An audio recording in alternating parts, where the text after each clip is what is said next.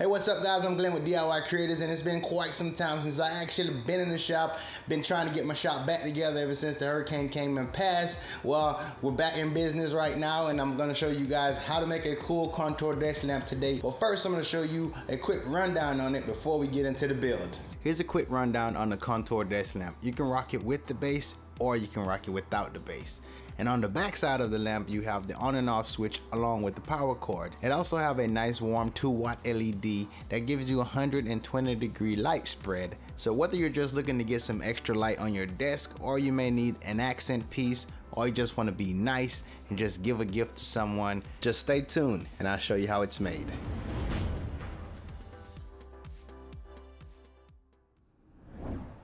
The lamp is made from oak plywood and also oak veneer. Now once I have the plywood clamped and secure in place, I can now check both corners just to make sure that I have a straight reference. This just helps to minimize the overall cutting surface, so I'm relying on my framing square to help me square things up. I then measure 3 inches from each corner and put a mark in place.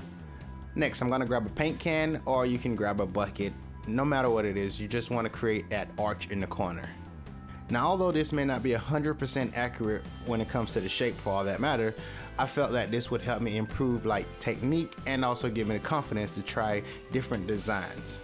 Now, the quickest way for me to make this cut is just grabbing my jigsaw and just go to work and just try to stay as close as I can to the line, but outside the line, because I plan to use the sander to sand down to the line. And of course, if you have a bandsaw, you can also just use the bandsaw to cut this down as well. Now, the closer and closer I get to cutting out the entire shape, I'm going to start losing support on the other end. So what I want to do is just clamp that in place, so once I do make the final cut, the clamp will hold it and prevent it from falling down the floor. So I'm not going to sand this shape down to the line that I previously had marked on it, but you can also use a belt sander or an orbital sander, but I feel like a disc sander would be the best choice when it comes to cleaning this up. So if you don't have a router, you can duplicate 3 of these using the same method. However, if you do have a router, I'm going to show you how you can duplicate the same piece in a quicker manner using a flush cut bit. So what I'm going to do here is take another piece of wood that's roughly a bit bigger than the one that I'm actually using, and I'm going to use 2-sided tape to sandwich those two together. So the key here is to have the router bit with the bearing on it to run along the shape that you're trying to duplicate. Now, it's best to have the wood that you're shaping with a much lower profile, especially like I have on the corner. This would help just take some of the pressure off of the bit itself. In this case, I'm not using expensive router bits, so I'm not really concerned about this. And with 2 shapes down and 1 more to go, I can just easily duplicate it the same way. Now, as I go on to tackle the next step, I don't have a marking gauge, so I had to make up something real quick that can give me a consistent line going around the interior of the shape. And all I did here is took a piece of wood and drill a hole in it, and then just threw a pencil in it, and as you can see, I can just create a consistent line going around on the inside. Now, I'm only going to mark 1 of the 3 shapes this way because I'm going to use my router to duplicate the same shape as I did the exterior for the interior. Again, if you don't own a router, you could just take your jigsaw and try to carefully duplicate 3 identical shapes. Now, once I'm done cutting out the middle, I'm going to take it over to my drill press using a drum sanding kit, and I'm just going to try to shape it up the best I can on the interior, because I'm going to use the interior to mark the next piece of wood and then route that out as well on the router. So once I have the line marked, I'm just going to cut as close as I can to the interior of the line, and this way I can take the router bit and then just shape it up. And I'm just going to attach the 2 pieces of wood using adhesive tape. So just like I did on the outside, I'm going to do the same thing for the inside. I'm just going to take the bit and just basically follow the interior of the nicer piece of wood that I just shaped up. And after checking the width of the LED light that I plan to use, I ended up cutting a 4th piece, which is a 1/4 inch piece of plywood, just to thicken it up a bit more. And with all my shapes cut and ready to go, I can now sandwich all the pieces of wood together. The 1/4 inch piece of plywood I cut, it is not oak, so what I'm going to do is hide that in between the other pieces of plywood so that the oak side can show. And with all the pieces glued together, I can now throw on a few clamps and allow enough time for the glue to dry.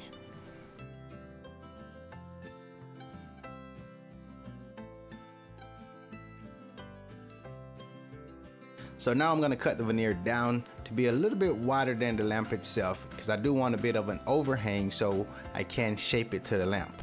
Now, one of the nice things about this particular veneer that it has adhesive on one side, so I don't have to worry about dealing with wood glue all I needed to do is just use an iron, and it's almost like a giant edge band. So a while ago I was making a video and I needed to put on some edge bands, so I used our iron, and sure enough, right after I got done, you know, the iron didn't work. So you know who got blamed.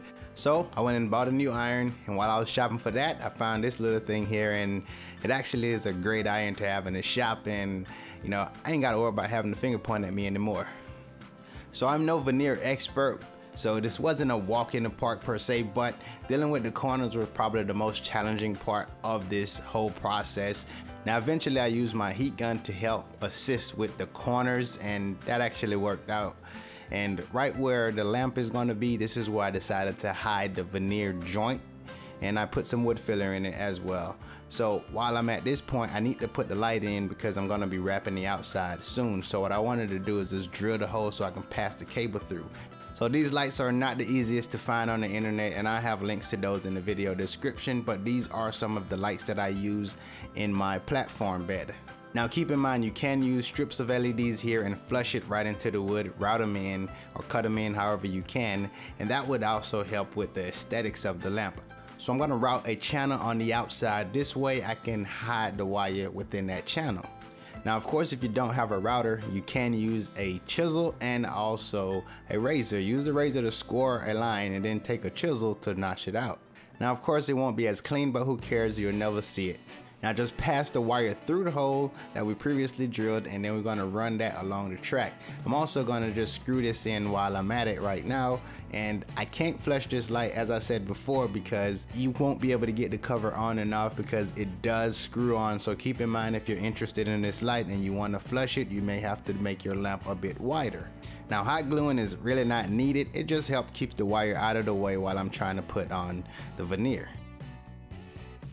Now of course, now the solution looks simple, but getting to this point, this was probably the most nerve-wracking part, is figuring out how to put the switch in the lamp. Now if you're planning to make the lamp, put the switch in first before you put on the veneer on either side. This way, if you do have an accident, you don't have to worry about damaging your veneer. So as you can see, like the walls on the lamp is very thin here, so I had to be extremely careful just to make sure that I didn't go through either side. But as you can see, I made this pretty deep, maybe like 1.5 inches or something like that, and that was just to be able to store all my wire.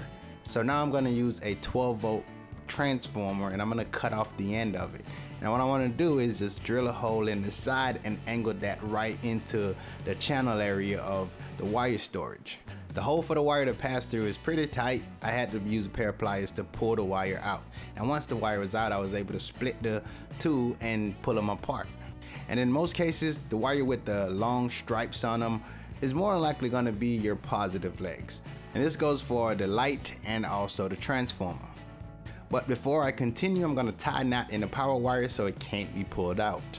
So now I have my positive switch going to the top, which will be going to the light switch. And at the bottom, I'll have my negative legs. So now I'm going to throw on a couple pieces of shrinking tube, and now I can strip the wires. Twist the end of the wires so that all the loose strands is now locked together. Now it doesn't matter which wire you put where, just put one on each leg of the light switch. And now I'm going to throw a little bit of a solder on it just to lock them in place so they don't go anywhere.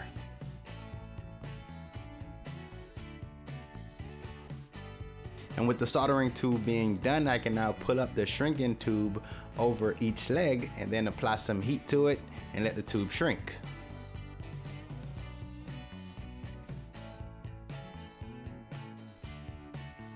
Now insert the switch down in the hole.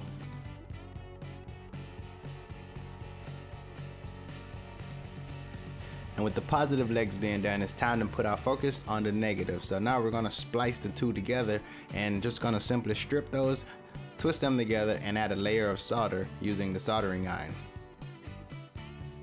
Now take the shrinking tube and place it on the connection and repeat the same process.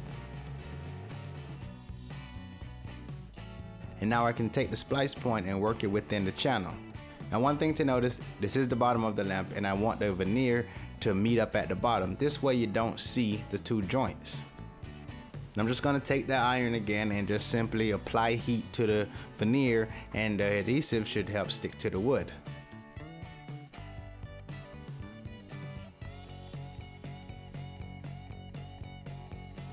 And just as I did for the interior, I'm going to use a utility knife to cut off the overhang on the exterior. Now with the lamp almost complete, I did want to add some accent to it because it's a little plain, but some may like plain.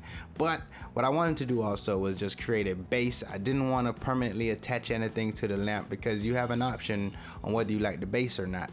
So what I did was just route out the base just wide enough for the lamp to actually sit in it. And I worked from the outside first, and then I'm gonna work my way to the inside. Now I did pretty good with the routing of the base until I got to the last piece, and I got a bit aggressive and I ended up chipping the inside of the wood. So at this point I can now finalize the lamp, and I just add wood filler to a section that actually needed it. I sand it down, applied a clear coat of polyurethane, and that was about it. And here's the finished results.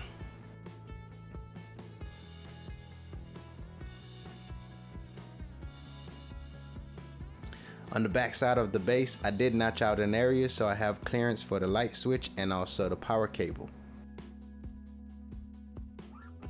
So overall, I'm happy with the lamp, and I'm kind of glad I took on the challenge of creating something like that was out of my comfort zone. Definitely gave me some more motivation to tackle more cool projects, and can't wait to get on that for you guys. And that's it for this video. Hopefully you guys enjoyed the video, and be sure to subscribe for more cool do-it-yourself projects. I'm Glenn with DIY Creators, and I'll see you on the next one.